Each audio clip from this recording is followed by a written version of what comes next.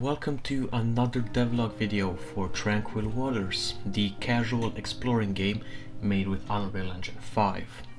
Today we're actually continuing work on the inventory system, focusing on enhancements and new features that make managing your in-game items more intuitive and engaging.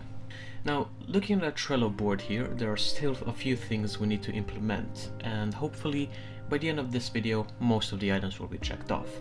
Now let's look at how our inventory system looks now. Make sure to check out my previous video on how I implemented that. And as you can see, we do have some kind of an inventory, but this can definitely use a lot of improvements. So let's not waste any more time and talk about the new features I added. So the first thing I wanted to develop was stack management, meaning the same items would get stacked on the same inventory slot, and when I actually use the item it would remove from the stack and not automatically delete the entire item in itself. So I added an ID property to my items, and as long as the item ID is the same, we can stack the items. Now of course we also need a maximum allowed stack amount, and that was also very simple to implement. We just needed to check if the current stack would be greater than the maximum allowed, and if so, then simply add the item onto an empty slot. I wanted a way to showcase the max amount of items allowed in the current inventory. So the next feature I decided to tackle was the capacity. Now this was actually one of the simplest features so far, since all I had to do was fill the inventory items with null pointers at the start and then show the inventory slot differently depending on whether the current slot has an actual item or not. And as you can see, if I set the capacity to 10, we get empty slots. Now, I don't really know why it's off center like that, but the problem can be solved at a later date. On to the next feature. The drag and drop feature was actually the sole reason why this video came out so late.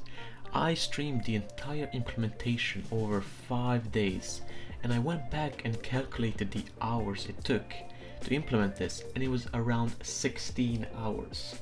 It was unbelievable. The reason for this is that there was not a single tutorial I could find online which went through the entire process.